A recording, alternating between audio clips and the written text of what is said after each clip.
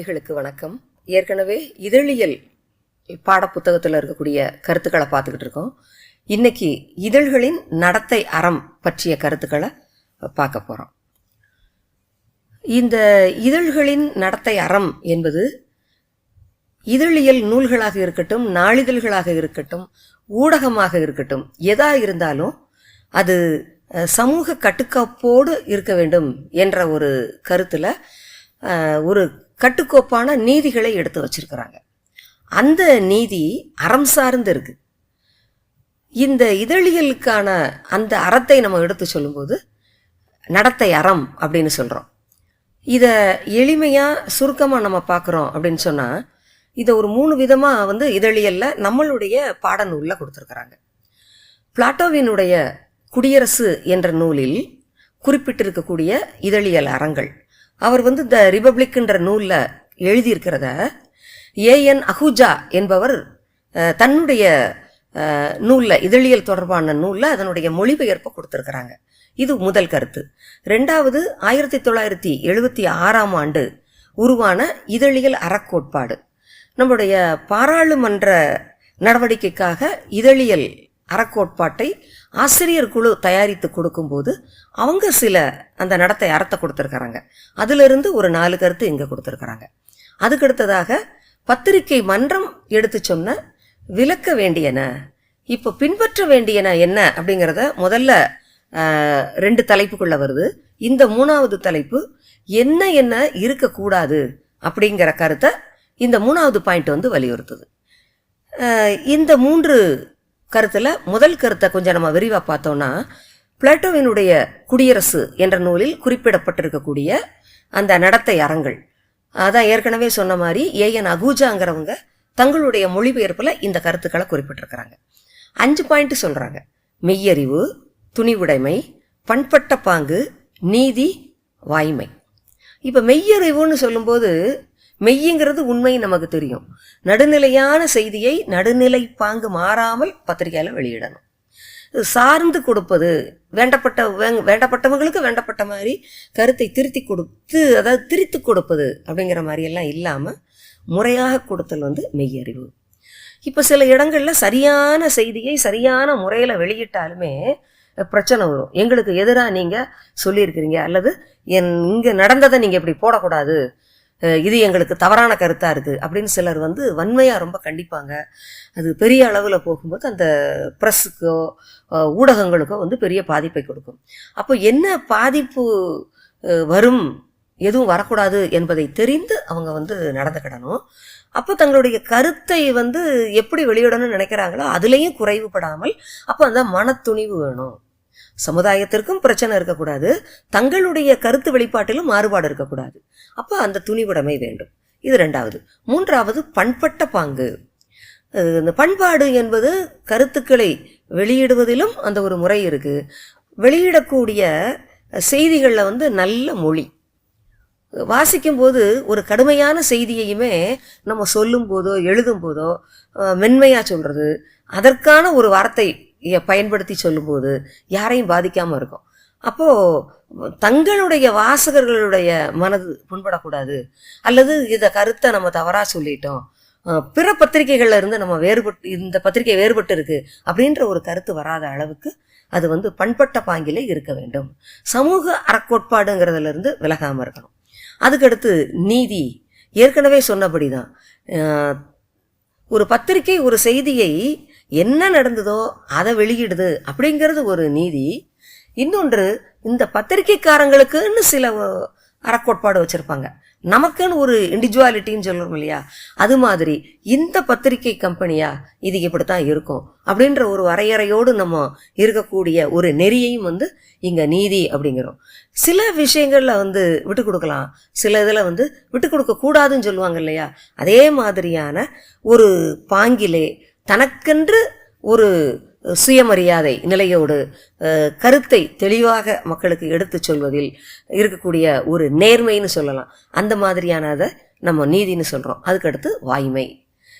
உண்மை செய்தியை மட்டுமே வெளியிட வேண்டும் என்பதை நம்ம இந்த பிளேட்டோ சொன்ன கருத்துல இருந்து ஆசிரியர் ஏஎன் அகூஜா அவர்கள் குறிப்பிட்டதை நம்ம பார்க்கலாம். அதுக்கடுத்ததாக 1976 உருவான இதழியல் கோட்பாடு. அந்த பார்லிமெண்ட்டுக்காக ஆசிரியர் குழு இதழியல் சார்ந்த கருத்துக்களுக்கு வெளியிடுவதில் என்ன ஒரு அறம் இருக்கணும் அப்படின்னு. இதில் நம்பிக்கை இருக்க வேண்டும். எந்த ஒரு ஊடகத்தை நம்ம டிவி சேனலில் பார்த்தாலும் சரி, இதழ்களை வாங்கி படித்தாலும் சரி, நாளிதழ்களை வாங்கி படித்தாலும் சரி, அந்த இதன் மீது நமக்கு நம்பிக்கை இருக்கணும். இந்த சேனல், இந்த ஊடகம் நமக்கு சரியான கருத்தை எடுத்துரைக்கிறது அப்படின்ற ஒரு நல்ல ஒரு நம்பிக்கையை வாசகர்களுக்கு கொடுப்பதாக இருக்கணும். ரெண்டாவது பிரதிநிதித்துவம். மானுடர்கள், மானுடவியல் அப்படின்னு சொல்லும்போது பல்வேறுபட்ட இனக்குழு மக்கள், பல்வேறு நிலங்களில் வாழ்கின்றோம், பல்வேறு பண்பாட்டோடு வாழ்கின்றோம், கலாச்சாரத்தோடு வாழ்கின்றோம், குழுவினராக வாழ்கின்றோம். அப்போ எல்லாரையும் அங்கீகரிக்கும்படியான, எல்லோருக்கும் முக்கியத்துவம் கொடுக்கும்படியான ஒரு பிரதிநிதித்துவத்தோடு இந்த ஊடகங்கள் செயல்படணும் அப்படிங்கிறது இங்கே கருத்து. மூன்றாவது திறனாய்வு மன்றம்.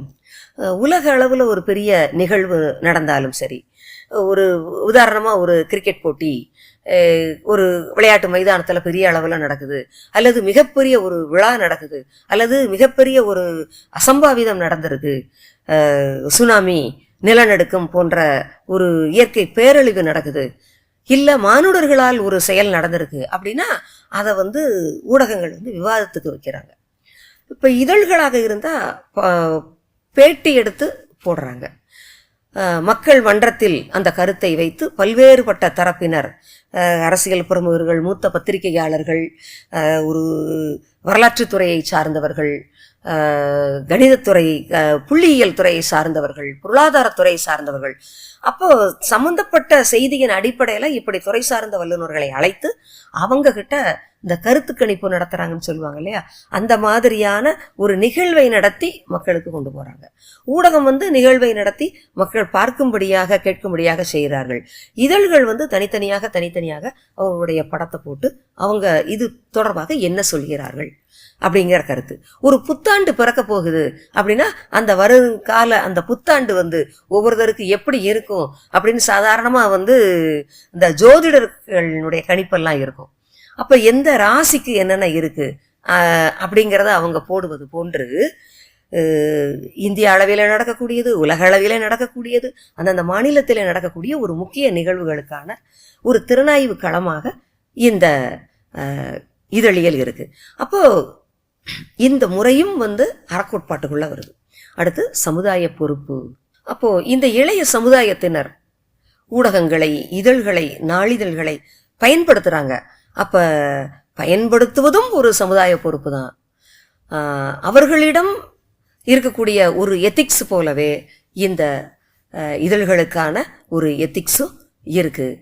இத்தனை விதமான மக்களுக்கும் செய்தியை கொண்டு போய் சேகரிக்கிறதுனால, சேகரித்து கொண்டு போய் கொடுக்கக்கூடிய ஒரு பெரிய பொறுப்பை பெற்றிருப்பதனால் இந்த சமுதாய பொறுப்புக்காகவே ரொம்ப நேர்மையாகவும் நீதியை பின்பற்றக்கூடிய நிலையிலும் இந்த இதழியல் அறக்கோட்பாடு இருக்க வேண்டும். அதாவது இதழியல் அறக்கோட்பாட்டை வலியுறுத்துகிறது. தன்னுடைய அறக்கோட்பாட்டில் இந்த சமுதாய பொறுப்பு என்பது மிக முக்கியம் என்பதை எடுத்துரைக்கின்றது. அடுத்ததாக மூணாவது, அதே அந்த பத்திரிகை மன்றமானது எடுத்து சொல்லக்கூடிய விளக்க வேண்டிய நிலைகள், விளக்க வேண்டியன என்னென்ன அப்படின்னு வகைப்படுத்துகிறாங்க. ஊடகங்கள், இதழியல்கள், நாளிதழ்கள் எதுவாக இருந்தாலும் இல்லாததை கொண்டு வரக்கூடாது, வதந்தியை பரப்பக்கூடாது, மக்கள்கிட்ட மூடத்தனமான இல்லாத ஒரு செய்தியை கொண்டு போய் சேர்க்கக்கூடாது, ஏமாற்றக்கூடாது. அதுக்கடுத்து அந்த கருத்தை வெளிப்படுத்தக்கூடிய முறையில் நல்ல மொழி இருக்கணும், எளிமையான சொற்களாக இருக்கணும். கற்றவர்களும் அதை பயன்படுத்த வேண்டும், கல்லாதவர்களுக்கும் ஓரளவு 5ஆம் கிளாஸு 8ஆம் கிளாஸு படித்தவங்களும் அதை படித்து புரிந்து கொள்ளக்கூடிய அளவில் அவங்களுடைய நடை இருக்கணும். பண்படாத சொற்கள், விளக்க வேண்டிய சொற்களை எல்லாம் அங்கே பயன்படுத்தக்கூடாது. அடுத்தது, உள்ளே இருக்கக்கூடிய கருத்துக்கள் மனசில் ஒரு வன்மத்தையோ அல்லது மற்றவர்கள் மீது ஒரு வன்மத்தையோ தூண்டக்கூடாது. சமுதாயத்துக்கு கேடு வரக்கூடாது. எந்த ஒரு பத்திரிகை நிறுவனத்தாலும் பிறருக்கு, சமுதாயத்துக்குள்ள குழப்பத்தை உண்டு பண்ணக்கூடாது, யாரையும் தாக்கி எழுதல் கூடாது. அது சமூகமாக இருக்கலாம், ஒரு அமைப்பாக இருக்கலாம், ஒரு குழு மக்களை இருக்கலாம். அந்த மாதிரியான யார் மேலேயும் வன்மத்தை தூண்டும்படியாக தாக்கி எழுதக்கூடாது. அதே நிலையில் அப்போ இப்படியெல்லாம் நம்ம எழுதும்போது தாக்கக்கூடிய உணர்ச்சி வருது, அதனால் கலவரத்தை உண்டு பண்ணக்கூடிய ஒரு நிலை வருது. அப்போ எங்கும் போராட்டம், அப்புறம் 144 தடை உத்தரவு போடுதல், எல்லாம் ஊரடங்கு உத்தரவு, இப்படியெல்லாம் வருவதற்கு இந்த வாய்ப்புகள் இருக்குது. அதனால் கலவரங்களை தூண்டும்படியாக இருக்கக்கூடாது. இதெல்லாம் செய்தால் மானுட இந்த சமூகத்திலே ஒற்றுமை என்பது சீர்குலையும். ஏன்னா நம்ம வேறுபட்ட நிலையில் நாம் ஒன்றுபட்டவர்களாக இருக்கின்றோம் என்ற ஒரு மொழியை சொல்லிக்கிட்டே இருக்கும். அப்போ எல்லோருமே இந்தியர்கள், பாரதியர்கள், நாம் அனைவரும் ஒன்றுபட்டவர்கள், சகோதரர்கள் என்ற ஒரு நிலைப்பாட்டை சொல்லி கொண்டிருக்கக்கூடிய நம்மிடையே ஒற்றுமையை சீர்குலைக்கக்கூடிய பாங்கிலே இந்த எழுத்தாளர்களோ கருத்தை வெளியிடுபவர்களோ இருக்கக்கூடாது என்பது இங்கு சுட்டி காட்டப்படுகிறது. அப்போ இவையெல்லாம் விளக்க வேண்டிய கருத்துக்களாக இதழியலாளர்கள் சுட்டி காட்டுகின்றன. இந்த 3 நிலைகளிலும் நம்ம அந்த கருத்துக்களை பார்க்கின்ற போது சுருக்கமாக நம்ம இதழியல் நடத்தை அறத்தை பார்க்கின்றோம். இந்த தலைப்பில் இந்த கருத்துக்களை மட்டுமே நம்முடைய பாடப்பகுதியில் கொடுக்கப்பட்டிருக்கின்றன. நன்றி.